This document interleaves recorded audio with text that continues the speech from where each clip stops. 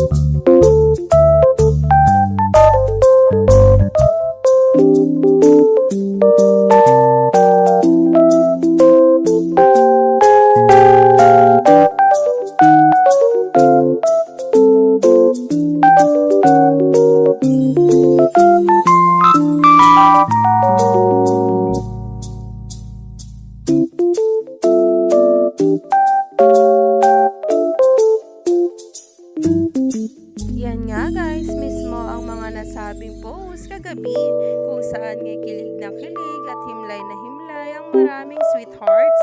Kaya naman, stay tuned lang tayo for more updates tungkol mismo kay KD Estrada.